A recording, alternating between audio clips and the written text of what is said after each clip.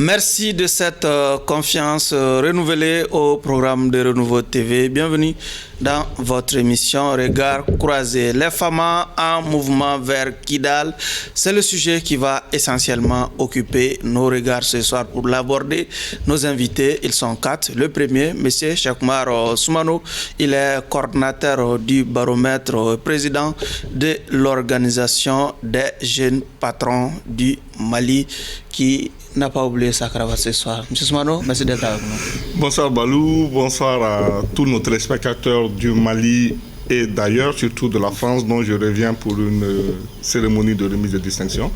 Et je salue mes co-débatteurs. En profitant pour dire que mon ami Chérif Aïdara m'a abandonné en plein décollage. Ce qui est bien dit. Hein? Deuxième invité, un ancien de ce plateau qui avait abandonné. C'est M.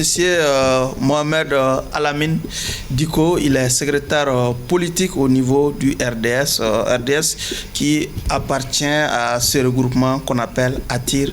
M. Diko, merci d'être avec nous. Merci à vous, Barreau, pour l'invitation. Je salue tous les téléspectateurs et téléspectatrices et tous mes co-débatteurs également. Et je n'avais pas abandonné les bancs. J'étais juste, on va dire, en pause due à certaines activités. D'accord. Troisième invité, M. Mohamed Chérif Aïdara. Il est président du Conseil supérieur de la diaspora malienne, en abrégé CSDM. M. Aïdara, merci d'être sur ce plateau. C'est toujours un plaisir. Je suis content de retrouver mes co-débatteurs. Particulièrement mon ami avec sa cravate aujourd'hui. Que vous avez abandonné en plein décollage. Pas du tout, non. Un amitié sans intégrité n'a pas sa raison d'être. Il a juste décollé avant que je n'arrive. Quatrième invité, M. Abdallah Yatara, c'est l'officier d'état civil autour de ce plateau, et même s'il n'y a pas de mariage à sceller ce soir. M. Yatara, merci d'être sur ce plateau. Merci pour l'invitation et un clin d'œil à mes co-débatteurs et à tous les téléspectateurs sur le Renouveau TV. Avant donc d'ouvrir les débats sur le sujet qui nous réunit ce soir, sans surprise donc, après la décision du Conseil supérieur de la diaspora malienne, le décret de radiation des rangs de magistrature. La magistrature et le Conseil supérieur de la magistrature, c'est bien ça. Exactement. Donc le décret de radiation des rangs de la magistrature, bien entendu, de M. Mohamed Chérif Aïdara Mekoune et de Draman Diarra vient d'être pris par le président de la transition. Il s'agit du colonel Assimi Goïta qui a donc décidé de rayer le nom de M. Kone et de M. Diarra des rangs, si vous voulez, de la liste des magistrats de la République du Mali. Une décision largement commenté et par les internautes et par nos téléspectateurs. Monsieur Cheikhoumar Soumano, vous qui n'aimez pas forcément commenter tout ce qui a un certain lien avec les magistrats. Cette fois-ci, vous allez prendre votre courage. Oui, j'ai deux commentaires. Merci bien déjà pour la question. Et déjà, vous savez, face à une situation de perte d'emploi, moi je suis très attristé. Pourquoi ? Parce que j'ai commencé d'abord ma carrière dans une agence de promotion d'emploi. Et je suis d'ailleurs cadre. Et ça fait toujours mal de voir quelqu'un perdre son emploi. Moi, cette situation m'attriste énormément. Mais il faut noter effectivement que cette radiation est la résultante d'une procédure disciplinaire. Et donc, moi, ce qui m'intéresse, c'est de voir est-ce que la procédure a été respectée. Ça m'intéresse parce que c'est le principe. Et donc, nous avons vu que, en tout cas, ce que la loi prévoit, c'est déjà l'autorité qui a entendu les mises en cause, justement, ont pris une décision. Donc, moi, en tant que républicain, n'ayant pas tous les éléments, je m'aligne sur cette décision-là, mais en disant toujours qu'il faut faire... La décision, est-ce que vous la trouvez justifiée déjà ? Alors, pour moi, je pense que c'est la question fondamentale. Non, j'ai compris, mais vous savez, quand vous n'êtes pas à un niveau de contrôle ou bien vous n'êtes pas à un niveau de deuxième juridiction, il est difficile de de pouvoir remettre en cause ce que les professionnels ont eu à faire. Mais par contre, ce qui est important, c'est la décision. Normalement, de mon point de vue, il y a une procédure qui continue parce que ça reste un acte administratif toujours attaquable. Et donc, comme on le sait, c'est des connaisseurs, des professionnels, des praticiens du droit qui aussi savent un peu les voies de recours. Et moi, dans tout ça, ce qui m'attriste encore une fois, moi, c'est l'aspect perte d'emploi. Parce que généralement, je suis de ceux-là qui pensent, contrairement au fait de penser que le plus beau jour de sa vie, c'est son jour de mariage, moi je considère que le plus beau jour de sa vie, c'est le jour où on a eu son premier emploi. Et de cette même manière, le jour de perte de son emploi est le jour où c'est le plus mauvais souvenir. Et donc moi, je reste sur ce constat-là en disant que franchement, ça me fait toujours mal de voir des gens perdre leur emploi. Monsieur Dicko, est-ce que vous pouvez aider nos téléspectateurs à mieux appréhender ce décret de radiation? Oui, en fait, le décret est assez simple en soi. L'une des plus hautes autorités, la plus haute autorité du pays, a signé la radiation de 2 magistrats, étant donné qu'il est lui-même également le premier magistrat de ce pays, selon les lois. Le décret est très facile à appréhender. Maintenant, exactement comme le disait M. Soumano, on se retrouve dans une situation où un camp sort des articles en disant que telle organisation ou tel conseil n'est pas habilité à le juger par rapport aux problèmes disciplinaires. Le camp, on va dire entre guillemets, légal, c'est-à-dire tout ce qui est organisation, conseil disciplinaire, lui sort ces textes également qui prouvent qu'il est habilité. Le Conseil supérieur de la magistrature, pour être précis, qu'il est habilité à le faire. Donc finalement, nous, on va dire, nous les amateurs, on regarde les 2 camps avec beaucoup de scepticisme. On ne sait pas trop, tel article et telle loi prouvent qu'ils peuvent, tel autre article prouve qu'ils ne peuvent pas. On ne sait pas trop. Le résultat final quand même est là, avec la plus haute signature de ce pays dessus. Ces 2 ex-magistrats sont radiés. Maintenant, il y a quelque chose d'assez important, c'est qu'ils n'ont pas perdu leur pension. Oui. Donc ça veut dire quand même que le niveau de radiation, de rejet n'est pas à son maximum, on va dire. Il y a peut-être eu des circonstances atténuantes qui ont fait que le Conseil a décidé cela. Exactement comme le dit M. Soumano, pour nous, quand même, observateurs étrangers, on va dire, visiblement, M. Soumano vous inspire ce soir. Hein? Oui, il a une belle cravate. Allez-y. Et comme il le disait, la chose est qu'on se retrouve, en fait, nous, les gens qui ne sont pas du domaine juridique, en fait, entre 2 feux. Et au final, on va retenir la décision la plus importante et la plus valable, qui n'est pas gravée dans le marbre, qui pourra peut-être plus tard, comme il le disait, être attaquée. On verra par la suite, mais pour le moment, ce qu'on retient, c'est que 2 magistrats ont été reconnus de manquement disciplinaire et ont été, en fonction de ça, sanctionnés. M. Aïdara, avec le maintien de la pension et de l'indemnité de pension de ces 2 magistrats, désormais ex-magistrats, si vous voulez, malgré, en tout cas, la poursuite de la procédure, hein, si appel il y en a eu en réalité. Déjà, est-ce qu'on peut parler d'une dose de clémence dans ce décret? Non, je ne dirais pas une dose de clémence. Ils ont certainement appliqué la loi qui est en vigueur. Et il faut parler de la cause. Je pense que nous voudrons aujourd'hui discuter des conséquences. Et ces 2 magistrats, moi je connais Abdraman, c'est un ami que je salue ici. Et aussi un clin d'œil à mon homonyme. Ils ont mené des activités dont le Conseil supérieur de la magistrature a jugé utile et nécessaire, que c'est incompatible avec les statuts de magistrat. L'appel de 20 février. C'est une activité politique pour être... Bon, l'appel d'activité politique. Oui. Donc je pense que c'est ça la cause. Donc la radiation, ce n'est que la conséquence de les activités politiques. N'étant pas juriste, ni avoir d'autres éléments, donc je ne pourrais pas me prononcer sur la procédure. Ce que je peux le dire ici, quand on s'engage dans un champ politique, il faut se préparer à assumer les conséquences. Donc ce n'est qu'une étape, un épisode, elle passera et il y aura certainement des jours meilleurs. D'accord. Et très bientôt. Monsieur Yattara, on peut quand même parler d'une décision inédite au Mali, hein, malgré celle qu'on a vue avec l'ancien président de la Cour constitutionnelle. C'est dans, en tout cas, la mémoire contemporaine, on entend peu une telle décision. Merci bien. Moi, je crois que quoi qu'on en dise, quand même, ce décret résulte d'une décision de justice. Parce que cette décision a été rendue par le Conseil supérieur de la magistrature. Et comme aiment le dire les magistrats aussi, le respect de l'autorité de la chose jugée. Qui n'est pas forcément une autorité judiciaire. Voilà, de toute façon, mais c'est le respect de l'autorité de la chose jugée. Disciplinaire, moi, je m'en tiens à la limite administrative. Comme on le dit aussi, dire à l'ex, c'est de l'ex. Oui. La loi est dure, mais c'est la loi. En fait, par rapport à la forme, ces deux magistrats avaient refusé de déférer devant le conseil de discipline, comme quoi ce n'est pas l'organe chargé de les écouter. Et ils se sont battus, finalement, on leur a donné raison. Ils ont été différés devant le Conseil supérieur de la magistrature. Quand Chérif Kone est parti avec son avocat Maître Tapo, il a été entendu, la décision de justice a été rendue, il a été radié. Mais par contre, Dramane Diarra, je crois que lui aussi, il dit que le Conseil supérieur de la magistrature relève uniquement des magistrats de parquet. Lui, n'étant pas magistrat de parquet, il ne va pas déférer à la convocation.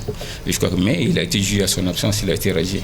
Bon, je crois qu'on s'en tient, mais par rapport au fond, on leur reproche d'avoir domicilié un peu sur le terrain politique, et ce qui est contraire à leur éthique, à leur déontologie, selon ce qu'on dit. Bon, comme je l'ai dit, le respect de l'autorité de la chose jugée, c'est dur de perdre son emploi, comme l'a dit M. Soumano, mais peut-être que Dieu leur réservera un bon avenir.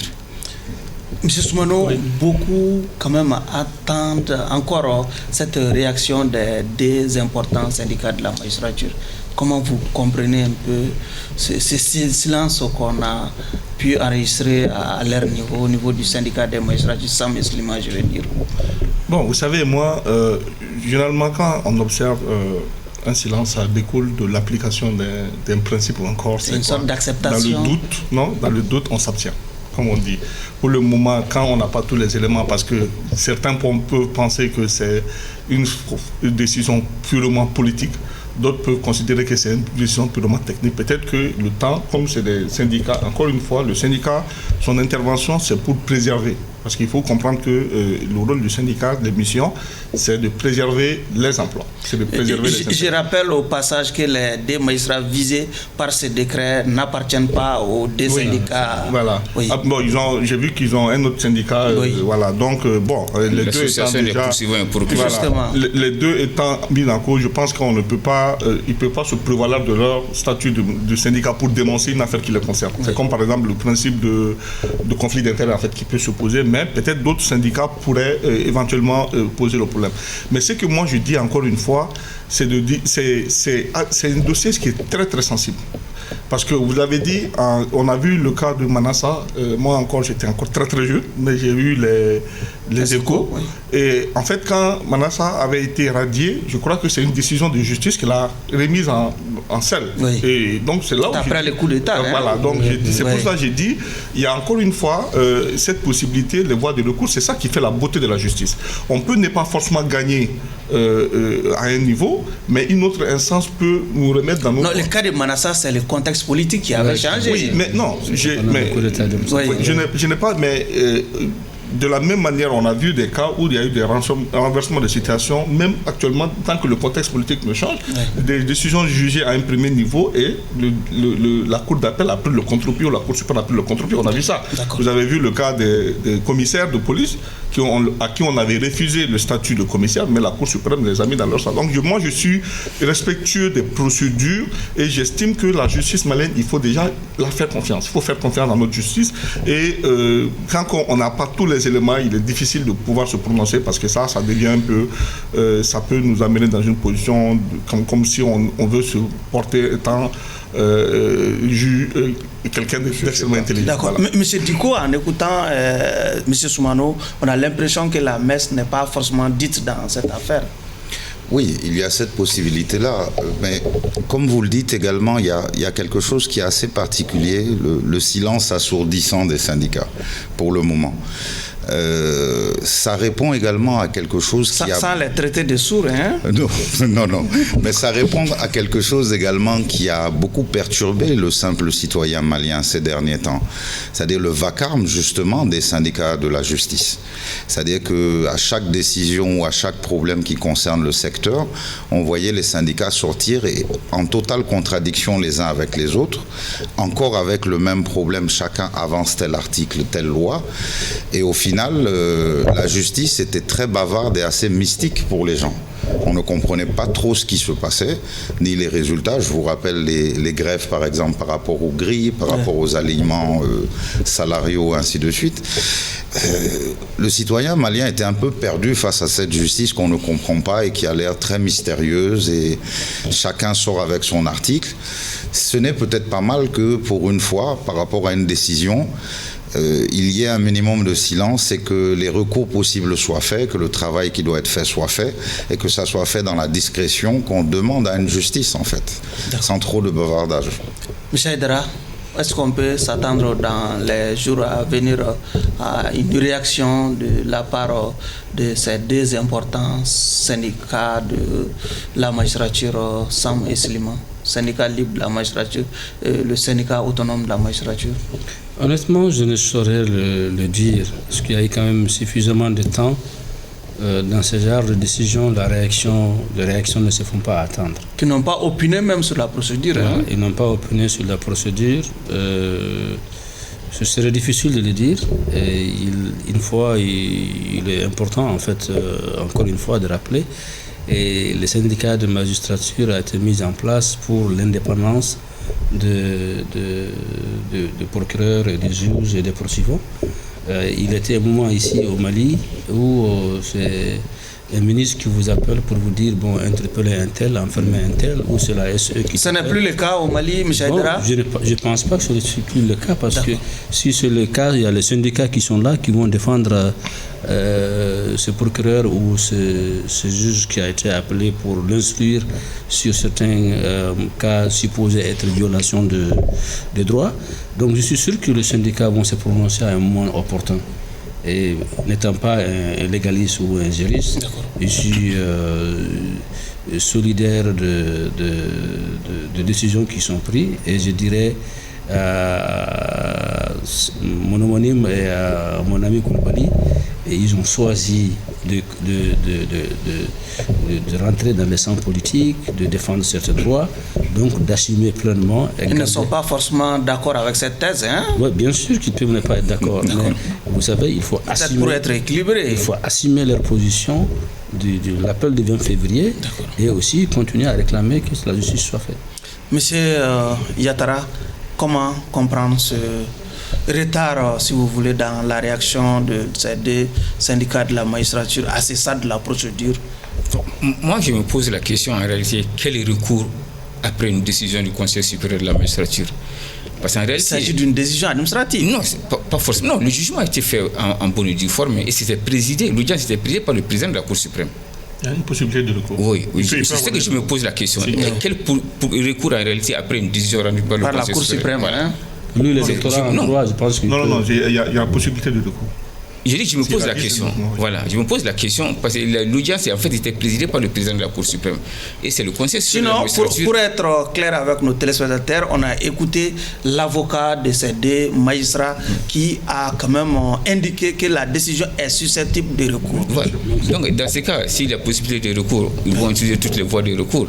Et c'est là où réside un peu ce que j'appelle la beauté du droit. Le droit, il est toujours élastique et c'est le même article, chacun l'interprète à sa façon pour le tirer de la couverture. Vivement quand même que la vérité soit dite, il n'y a pas de souci par rapport à ça. D'accord.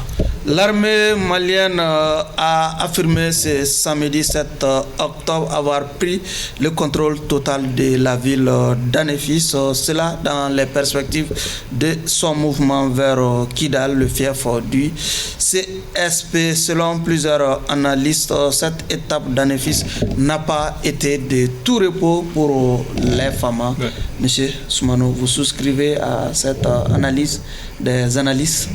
Oui, vous savez, moi, tout à l'heure, avant de venir à l'émission, quand j'ai vu j'ai entendu le communiqué de la DEPA, j'ai applaudi ça de deux mains. C'était une fierté d'être malien, d'assister à ce moment. de retour que nous voyons notre armée récupérer certaines portions de notre territoire qui nous avaient échappé. Par la force, hein? Oui, surtout, ça veut dire que nous avons le professionnalisme installé et aujourd'hui on a repris confiance, nous avons repris le dessus. Ça, j'étais vraiment fier tout à l'heure quand je venais. Et au-delà de ça, le deuxième commentaire que je voudrais faire également, c'est la beauté, l'élégance de la chose, du déroulement des opérations. Vous savez, ça se fait dans le plus grand respect du droit international humanitaire. On n'attend pas des exactions qui soient commises par là, et ça c'est extrêmement important parce que là, au départ, vous avez, par le passé, on reprochait justement aux femmes d'avoir fait des exactions, mais cette fois-ci, ce travail se fait dans le plus grand professionnalisme et en parfait respect du droit international humanitaire. Ça, je suis très content. Et autre chose qui m'a aussi impressionné, c'est la communication qui va avec. Vous savez, aujourd'hui, journal télévisé, premier élément, c'est le communiqué pour véritablement mettre fin à toute soupçon. Ça veut dire qu'en effif... Quand même, c'est une prise importante pour l'armée. C'est ça que j'ai dit. Mais au départ, vous savez, il n'y avait pas. Le professionnalisme, on sent, il y a la communication qui a changé et on évite de donner l'avancée parce qu'au départ, vous voyez des informations avant d'arriver à Réfif, on montre même des opérations. Moi, je crois qu'aujourd'hui, cette revue de notre stratégie de communication au niveau de l'armée, ça a salué. Et c'est pour cela que j'ai dit, je d'applaudir les deux mains, le déroulé qui se fait de façon très élégante et de façon très professionnelle. Donc vraiment, bravo à nos vaillants soldats. Monsieur Diko, les femmes à Néfis, quelle symbolique? Félicitations, bravo, bravo et bravo. C'est encore une des choses qu'on peut porter au crédit de la transition. Il y a certaines choses mauvaises, ça c'est l'une des très bonnes choses. De nous redonner à nous, les Maliens, les citoyens maliens, chaque jour un peu plus le sentiment d'être fiers et d'être dignes d'être Maliens. Nous sommes en train de récupérer petit à petit nos portions, malgré ce que certains disent que c'est à eux d'occuper les enclaves libérées par la MINUSMA et non aux FAMA. C'est clair que l'État et l'autorité est là et que c'est à l'État et l'autorité malienne et pas une autre organisation d'occuper ces enclaves-là. Donc, il faut mettre en parallèle ça également avec la restitution des enclaves de la MINUSMA à l'État malien. Nous félicitons réellement de toutes nos forces, de toute notre âme, tous ces hommes-là qui sont en train de se battre au nord et partout dans le Mali pour recouvrer notre dignité, recouvrer notre territoire. Nous condamnons fermement toute personne qui s'opposerait à cela. Nous les encourageons encore plus à accentuer la communication. Vous connaissez des personnes qui s'opposent à cela? Bien sûr, la CMA s'y oppose, avec un traitement mensonger de l'information, propagandiste, et on va dire à la limite du terrorisme, puisqu'il s'attaque à certaines choses et à nos hommes. Toute personne qui s'attaque à nos hommes et nos femmes sont considérées comme des terroristes et nous demandons aux autorités de les traiter comme tels. D'accord. Que cette chose soit claire. Donc, pour revenir à ce que je vous disais, nous les enjoignons et nous les encourageons fortement à accentuer la communication qu'ils sont en train de mener ces jours-ci. Nous n'étions pas satisfaits de la méthode de communication de crise qu'ils utilisaient. De la DIRPA, hein? Oui, de la DIRPA, de l'État malien, des FAMA.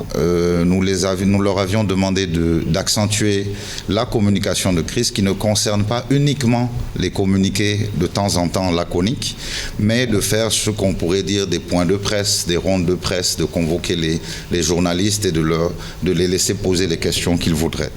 Et on voit que là, ces derniers temps, des efforts sont faits.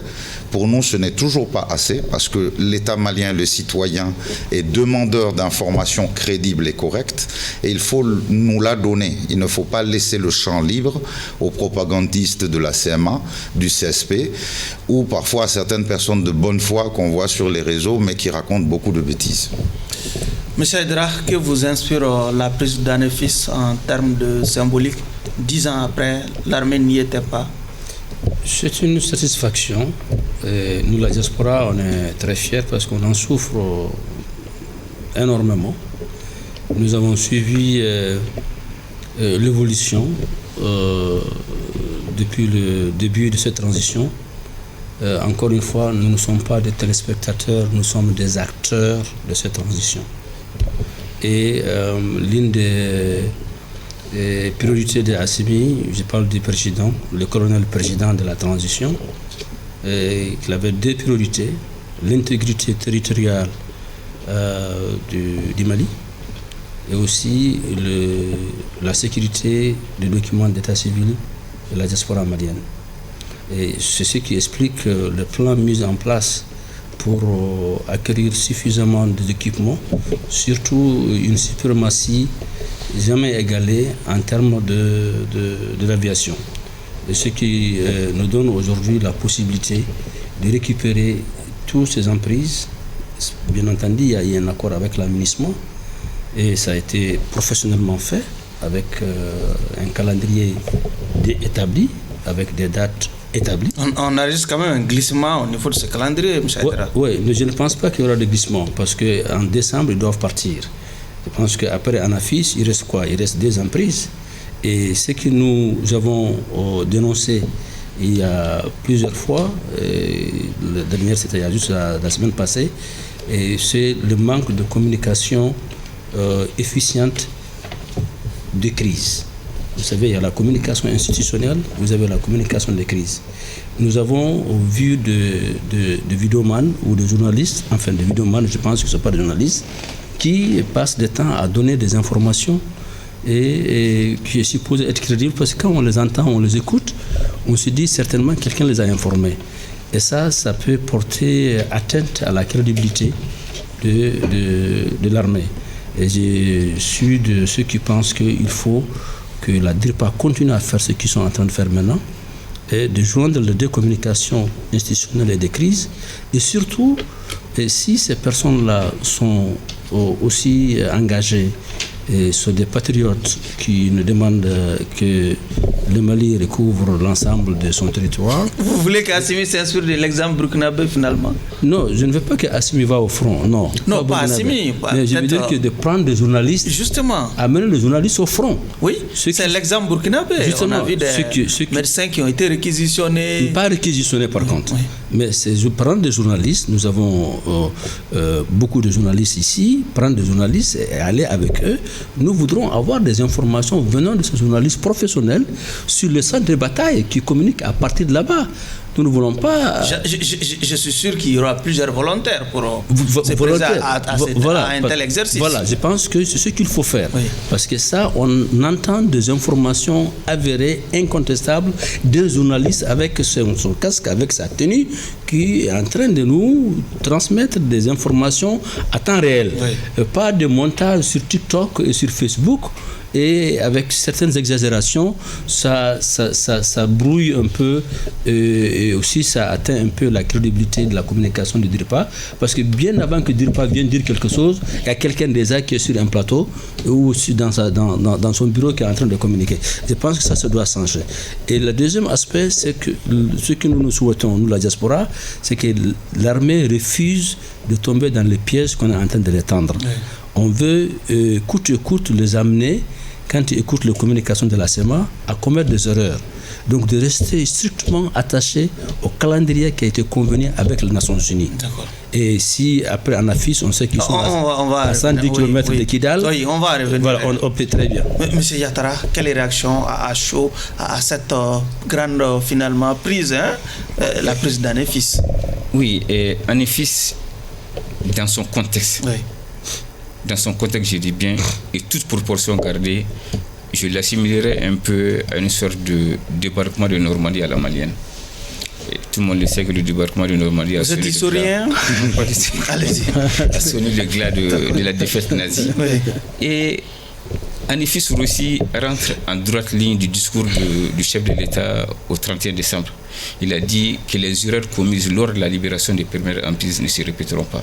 Ces erreurs, c'était quoi en réalité? L'armée s'est précipitée de ne pas occuper les emprises libérées sans nettoyer le secteur. Et en réalité, ces erreurs-là qu'on est en train de corriger, Kidal, Aguelok, Tessalit, l'armée ne va pas se précipiter, l'armée va d'abord nettoyer le secteur.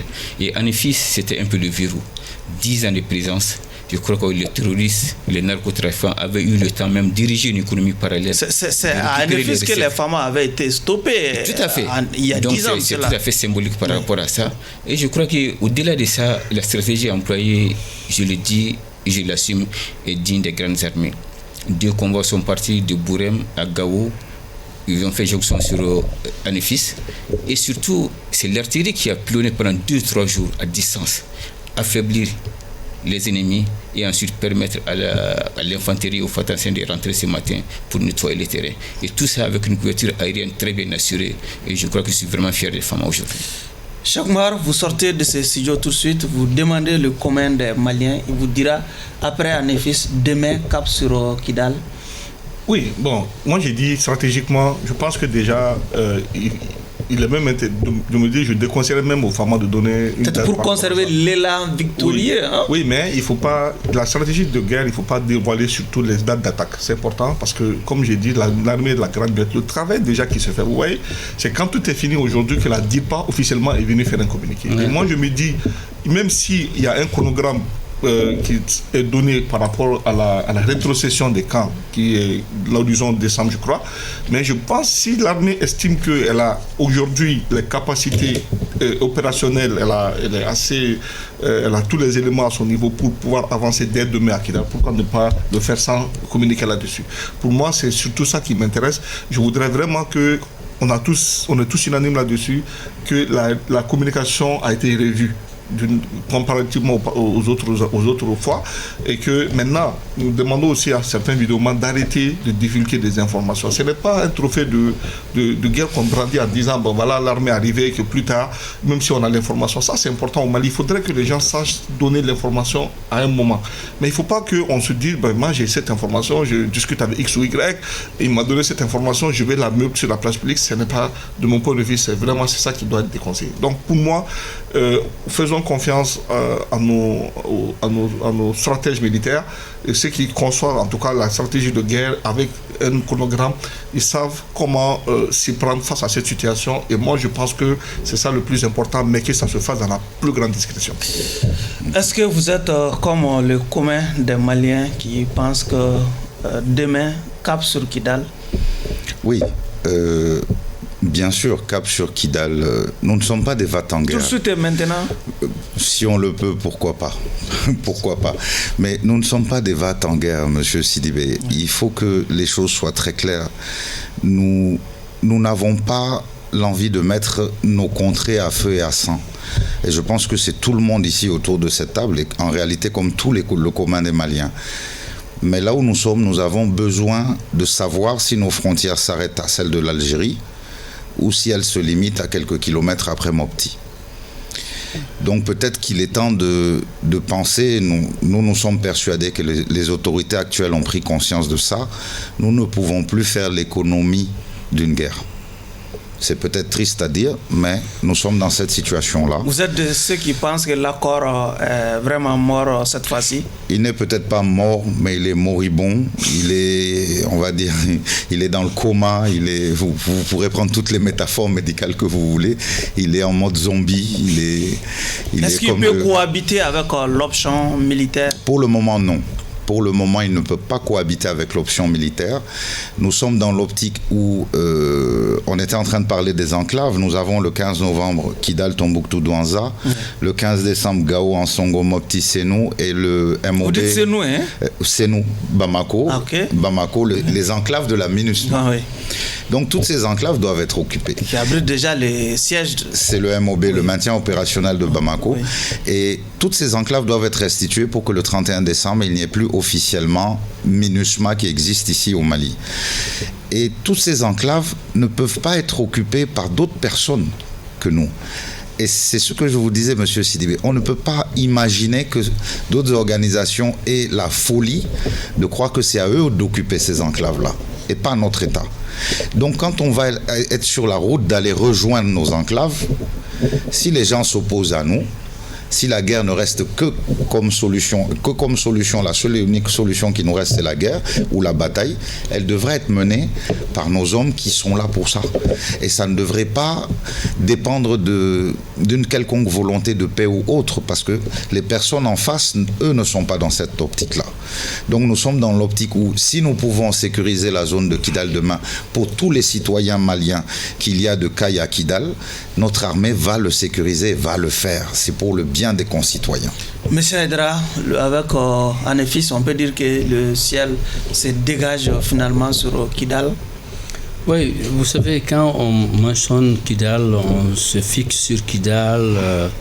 C'est quand même une obsession pour beaucoup de Maliens. Mais Kidal ne fait pas partie des 12 emprises de l'aménagement. Il y a un camp qui est à Kidal, mais pas Kidal lui-même. C'est une petite ville. La ville de Kidal. Voilà, c'est pas la ville de Kidal. Donc il est très important que nos téléspectateurs comprennent, ce n'est pas la ville de Kidal que l'armée malienne va prendre. Et cette désinformation, elle est très néfaste pour la compréhension du commun des mortels de Maliens. C'est le camp qui est constitué d'une armée reconstituée et qui doivent revenir à l'armée malienne. Ce n'est pas la ville de Kidal que l'armée malienne va prendre. Et pour la meilleure compréhension de nos co-débatteurs et aussi les téléspectateurs de nouveau de la télévision de la diaspora, et ils veulent pousser. Quand je dis ils, je parle l'ASEMA et ceux qui soutiennent l'ASEMA, notre armée a commis des erreurs. Et l'importance de ce plateau, c'est qu'ils comprennent que ces erreurs ne doivent pas être commises. Et ils récupèrent le camp qui fait partie de 12 camps, selon le chronogramme qui a été établi et les mécanismes de reprise de camp, mais qu'ils évitent à ce qu'il y ait de morts d'hommes dans la ville de Kidal.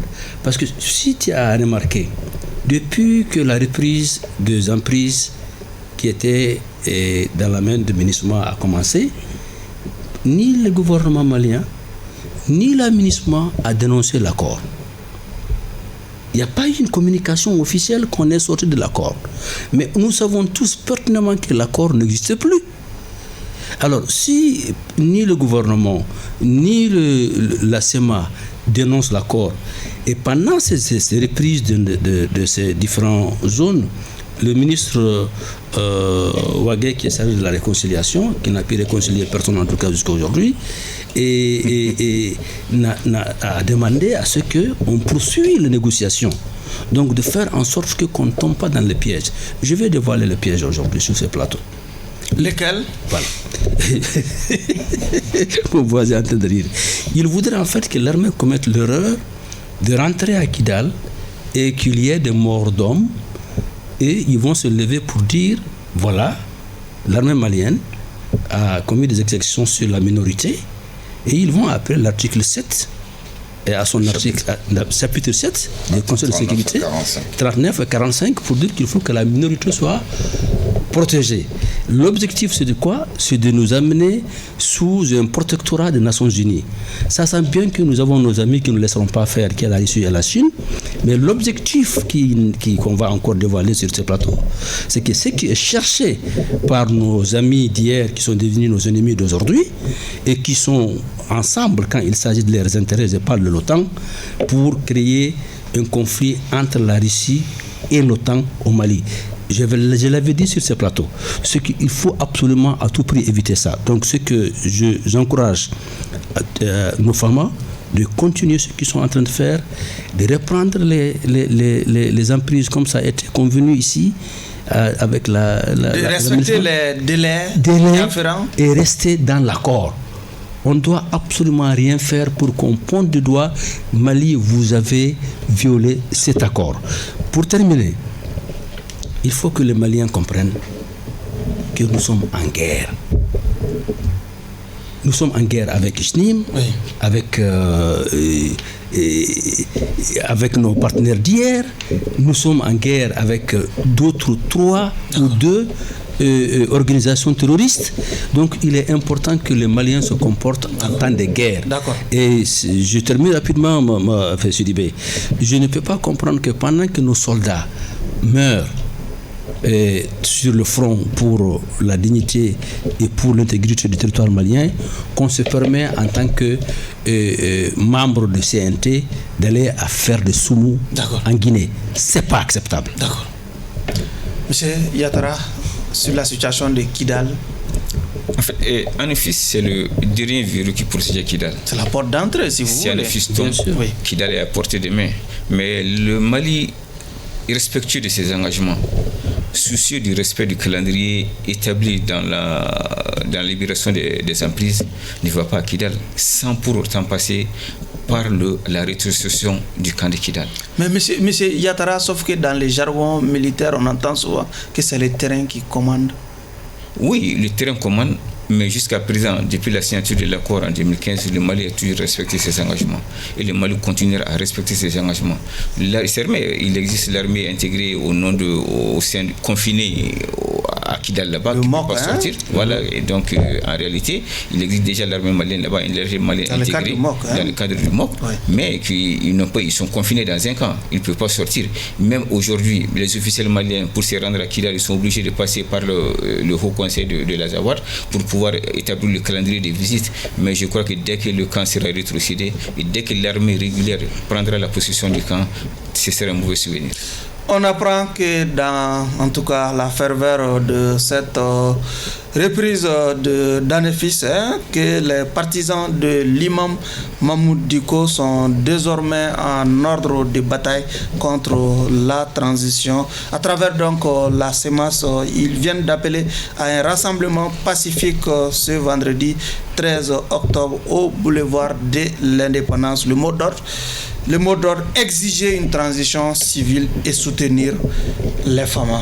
Monsieur Soumano, réaction à cette décision des partisans de l'ancienne autorité morale, autorité morale si vous voulez, du M5 RFP. Merci bien Balou. En fait, vous savez, cette décision a tellement suscité de commentaires que moi, je voudrais quand même rappeler un certain nombre d'éléments pour permettre à nos téléspectateurs de pouvoir eux-mêmes tirer des enseignements. Première chose, on est tous d'accord que le droit de manifester, le droit de grève sont des principes inscrits dans notre Constitution. Et pour principalement le cas du droit de manifester, comme le cas précis, il est encadré par une démarche que les organisateurs doivent véritablement respecter. Ils l'ont déjà fait, ils ont fait une déclaration. Non, pas la déclaration. La démarche, c'est une démarche administrative. Il s'agit d'abord d'informer et de demander l'autorisation. C'est important. Alors, ça, c'est d'abord le principe républicain. Ça, ce n'est pas seulement le Mali, c'est dans tous les pays et c'est du droit administratif. Ensuite, quand vous faites une demande, l'administration se doit de vous répondre avant votre activité. Donc, ça veut dire quoi? L'administration regarde tous les contours et surtout actuellement au Mali, les gens oublient l'état d'urgence. En tout cas, jusqu'à preuve du contraire, moi, je n'ai pas vu que ça a été levé. Il y a l'état d'urgence sécuritaire, mais il y a l'état d'urgence aussi sanitaire, donc Covid, qui sont tous en vigueur. Donc, face à cette situation, il y a une réponse que l'administration va donner. Donc, jusqu'à preuve du contraire, là, de mon point de vue, la décision définitive n'a pas été prise. Mais donc, on attend d'abord de voir la posture de l'État. Donc, première des choses, on autorise la marche. Donc, ça veut dire que les initiateurs sont libres de faire la marche sans aucun problème. Deuxième hypothèse, l'État n'autorise pas la marche avec obligation de motiver la décision de non-autorisation, parce que quand on refuse, il faut motiver. C'est ce que la loi dit. Et en ce moment, les organisateurs sont obligés de respecter la décision de l'autorité. Donc, en ne respectant pas, ils vont se mettre dans une situation très fragile où ils peuvent avoir les foudres de la justice. Ça, c'est extrêmement important. Troisième hypothèse, la démarche que j'ai indiquée, les initiateurs refusent de respecter cela, en disant que la simple information verbale suffisait à faire la marche parce qu'ils vont se fonder sur l'existence de ces principes-là au niveau de la Constitution. Ça aussi, je le déconseillerais parce qu'il faut respecter, il faut rester républicain. Mais quand au regard de tout ce qui précède, moi, ce qui m'importe, c'est il y a un principe que j'aime bien, que les juges souvent utilisent, c'est l'inopportunité de poursuite. Ça veut dire qu'au regard d'un certain nombre de choses, de contexte, de la situation politique, etc., on va refuser de poursuivre, par exemple, quelqu'un qui est déféré devant la justice parce que quand on prenait cette décision-là, ça peut entacher la tension sociale. Et donc, de mon point de vue, au regard de tout ce qui se précède, parce que quand on regarde les commentaires, il y a beaucoup de commentaires qui font que c'était pas opportun, de mon point de vue. Je dis encore une fois, ils sont dans leur rôle parce que c'est les citoyens, ils peuvent bien manifester. Mais, de façon stratégique, il faudrait également regarder les pour et les tenants et les aboutissants. Parce que qu'est-ce qui peut se passer? Il y a des brebis galeuses qui peuvent se fondre dans cette foule et faire des choses et dont la responsabilité sera portée justement par les initiateurs. Donc je pense qu'on attend d'abord de voir la posture que l'État va adopter.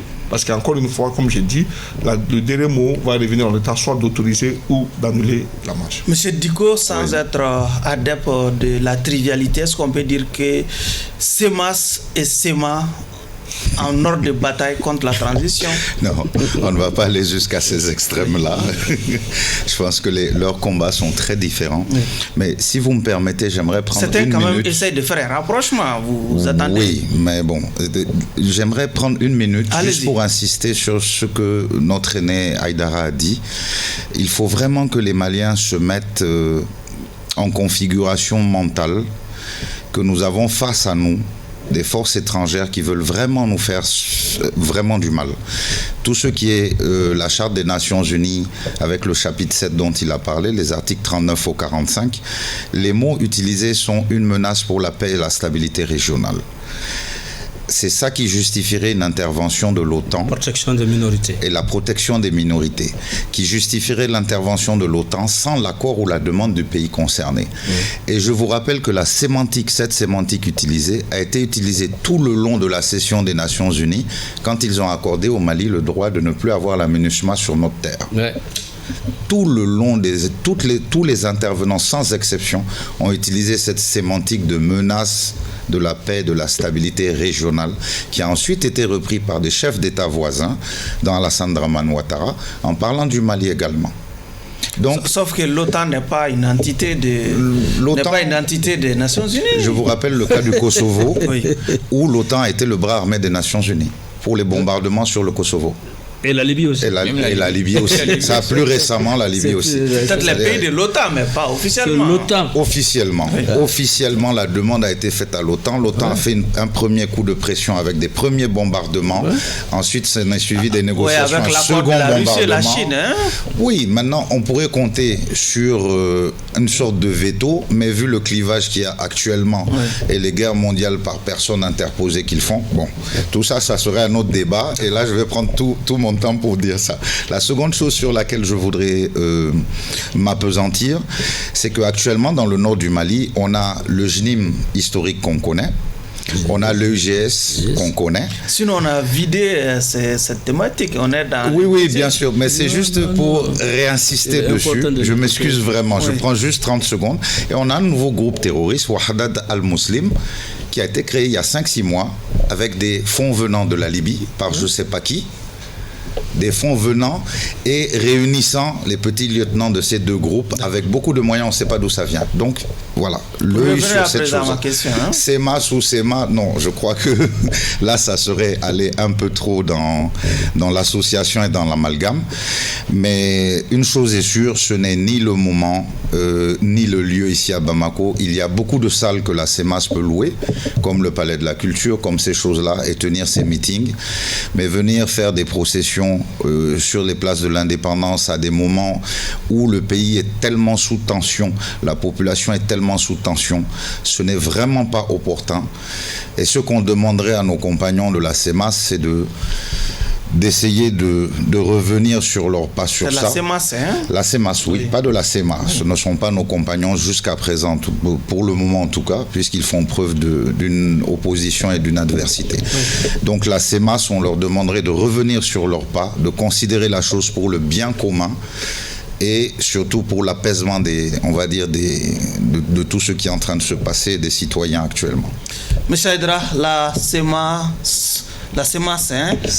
La SEMAS entend battre le pavé ce vendredi 13 octobre. Vous savez, la beauté de la démocratie, c'est le respect de la Constitution et des lois. C'est dans notre Constitution de manifester et ce droit, il est inaliénable. Mais il y a des contextes aussi qu'il faut en tenir compte. Je disais tantôt qu'on est dans un contexte de guerre. Tout Malien doit se considérer comme étant un soldat. Nous, au sein de la diaspora, on a commencé à recenser. Et je peux te dire, aujourd'hui, on a 62 000 personnes qui sont prêtes à s'enrôler Monsieur Aïdara, l'un des objectifs de la CEMAS, c'est aussi de soutenir les femmes. C'est ce qui est indiqué dans leur mot d'ordre. Soutenir les femmes, oui. Mais il y a également une question de respect. Exiger le respect. Transition civile. Donc, certainement, ce serait le dernier tour de table. Mais j'ai reçu un courrier avant juste d'arriver au plateau, oui, qui est le collectif pour la défense des militaires.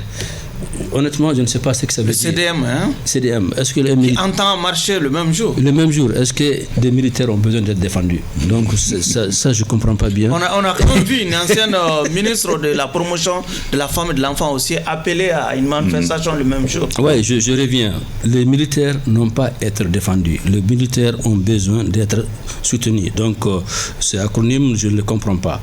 Ils ont déposé leur courrier les 05 de ce mois. Oui. Et aussi, ils veulent marcher et le même jour, le 13 octobre.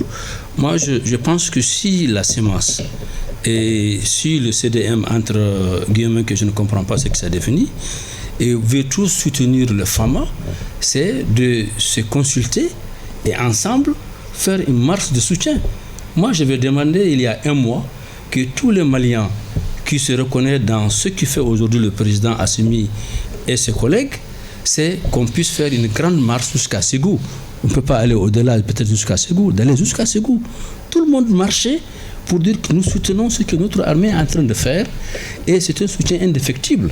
Maintenant, si on doit demander une marche pacifique parce que la CEMAS a demandé, ça dénote simplement qu'il y a un conflit de compréhension, d'appréciation et un conflit qui ne dit pas son nom.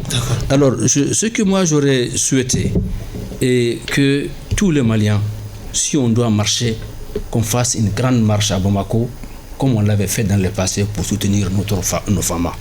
Que tout le monde sort à Bamako, qu'on marche tous, qu'on montre devant la communauté internationale, on est derrière notre armée. Mais pas créer un groupe qui marche là et l'autre qui demande à marcher. Et je ne pense pas que ce soit une façon de démontrer un soutien à une armée qui a besoin de notre soutien. Parce que si toi et moi, et si nous sommes assis là aujourd'hui en train de parler, c'est parce qu'eux, ils sont là-bas pour nous. Et il n'y a pas une famille qui n'a pas un membre qui est militaire. Il faut que le Malien soit reconnaissant envers nos femmes. Et la reconnaissance que nous pouvons faire, au moins de les comprendre, de les soutenir, qu'ils nous voient ensemble, qu'on est derrière eux, pas en se séparant en des groupes pour pouvoir marcher, pour dire chacun de nous soutient ce qu'ils font les femmes. Monsieur Yattara, est-ce qu'on ne doit pas aussi être prudent autour de ce plateau pour dissocier l'imam Dicko de la CEMAS aussi? Effectivement, je crois que depuis l'après-midi, là, j'ai vu des déclarations sur les réseaux sociaux qui disent qu'en réalité, l'imam Dicko n'est lié ni de près ni de loin à cette demande de marche. Mais l'objectif de cette marche, en réalité, c'est quoi? D'abord, au premier objectif, la mise en place d'une transition civile. Et deuxièmement, soutenir les femmes. Mais mise en place d'une transition civile, alors qu'on est aujourd'hui géré par une transition militaire, qu'est-ce que ça veut dire? Comprendra qui pourra. Comment démarrer cette transition militaire pour mettre en place une transition civile? Ils ont quels moyens pour ça? C'est cette marche-là qui va le faire ou bien ils ont d'autres moyens cachés pour le faire? La question, je me la pose. Je crois qu'en réalité, j'aurais pu comprendre qu'ils demandent peut-être le retour rapide à l'ordre constitutionnel, je pourrais le comprendre, mais plutôt la mise en place d'une transition civile à la place d'une transition militaire, par quels moyens? Ils ont quels moyens pour le faire? Il faut leur demander ces moyens-là. Aujourd'hui, je crois qu'on n'a pas besoin nous avons besoin d'une unité aujourd'hui. Aujourd'hui, personne ne détient le monopole de l'amour pour les femmes.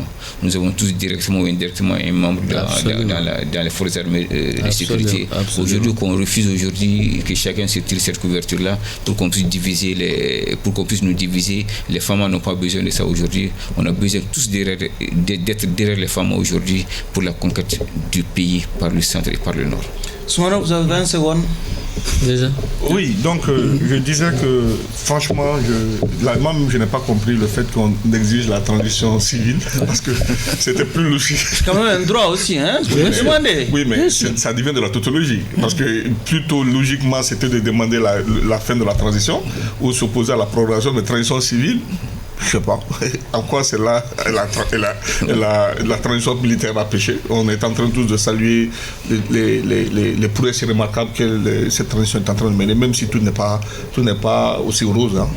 Mais par contre, de mon point de vue, soutenir les FAMA, comme il l'a dit, les FAMA déjà, tous les Maliens les soutiennent. Parce qu'on est tous fiers. En tout cas, la nouvelle d'aujourd'hui, ça nous a tous renforcés dans notre patriotique. Et donc, moi, ce que je pourrais conseiller, c'est de vraiment revoir leur position. Parce que je pense qu'ils sont plus se mettre dans une posture où les gens ne comprennent pas. Et quand on ne comprend pas des choses, même si on prête la mauvaise foi, il est difficile pour ces initiateurs de pouvoir prouver le contraire.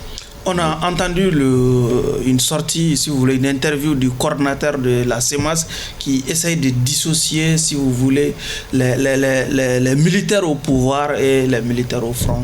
Est-ce qu'il y a lieu de faire une telle distinction? Oui, bon, dans l'absolu, oui, mais c'est exactement comme il a été dit sur le plateau. On revient encore aux tautologies, à ces figures de sémantique qui sont... on se noie dans des verres d'eau. On ne va pas dissocier les militaires qui sont actuellement à la gestion avec les FAMA qui sont sur le terrain, puisque c'est ceux de la gestion qui mettent les stratégies en place pour ceux du terrain. C'est comme si vous me dites qu'on dissocie l'imam Mahmoud Dicko de la CEMAS. C'est impossible. Maintenant, si l'imam Mahmoud Dicko n'est pas la CEMAS, on attend de lui qu'il sorte et qu'il dise qu'il ne cautionne aucunement ce que la CEMAS est en train de mettre en place. Tout ce que je peux vous dire en conclusion, vous allez me dire il me reste 20 secondes, oui. Vraiment, nous invitons toutes les organisations politiques à tout mettre en œuvre, à ne pas s'auto-censurer, parce que l'autocensure est le premier ennemi de notre République et de notre démocratie, mais à mettre tout en œuvre pour l'apaisement du climat social. On a besoin de tout en ce moment, sauf un clivage politique, social. En ce moment, nos frères, nos sœurs meurent au nord, au centre, partout dans le pays, pour le Mali. Concentrons-nous sur ça, concentrons-nous sur l'essentiel, les 35 000 morts estimés de 2011 à maintenant, et que Dieu ne le fasse pas, faisons en sorte qu'il n'y ait pas 35 000 morts de plus dans les années à venir. Monsieur Aïdara, la CEMAS n'est pas forcément l'imam Dicko. La CEMAS est indissociable à l'imam Dicko. C'est un club de soutien de l'imam Dicko. Et j'ai vu la création de la CEMAS qui soutient l'idéologie de l'imam Dicko. Donc on ne peut pas dissocier les deux choses. Ils ont leur approche par rapport à des choses, par rapport à la conduite de la transition. Mais ils ne nient pas du tout leur soutien aux FAMA. La transition civile, il n'y a pas de transition civile, ma compréhension. Moi, on me voit souvent sur le plateau et les gens se posent la question, mais ce monsieur, qu'est-ce qu'il fait tout le temps là? Parce que je suis le secrétaire chargé de l'immigration et de la migration au sein de la société civile malienne. Donc je suis presque la seule personne de la société civile qu'on voit émettre l'opinion, la position de la diaspora. Quand le 18 mois, on a fait la rectification de la transition, nous avons écrit cette lettre qui est là et nous avons demandé d'ajouter 24 mois après le 18 mois, parce que nous savons qu'on ne pouvait pas finir la transition de Mali en 18 mois. Et nous avons également demandé que les élections présidentielles se tiennent le 24. Maintenant, il n'y a qu'un report léger. Nous espérons que le président de la République, après la reprise du camp de Kidal, va faire un communiqué pour dire c'est à telle date qu'on va faire les élections, ou à la fin de l'année, le jour le 31 décembre, qui nous donnera une date qui nous permettra d'aller aux élections. Mais transition civile, ça n'existe pas. La transition est militaire. Monsieur Yatara, 10 secondes. Jusque sur... J'ai toujours été fier d'être malien, mais aujourd'hui plus que jamais. Avec cette victoire éclatante à Anifis, je retrouve mon armée, ces dignes héritiers de Sundiata, de Babemba, de Firoun. Et je crois qu'aujourd'hui, on est tous fiers d'être maliens aujourd'hui. C'est aussi sur cette fierté que prend fin ce numéro de votre émission Regard Croisé qui recevait comme invité Monsieur Abdallah Yatara. Il est du parti Yelema, conseiller communal au niveau de la commune 4 du district de Bamako. Monsieur Mohamed Cherif Aïdara, président du Conseil supérieur de la diaspora malienne, CSDM en abrégé, et Monsieur Cheikh Oumar Soumano, coordinateur du baromètre, président de l'organisation des jeunes patrons du Mali, et M. Mohamed Alamine Diko, il est secrétaire politique au niveau du RDS. Merci à vous de nous avoir suivis et à un autre numéro de cette émission Regard Croisé. Au revoir.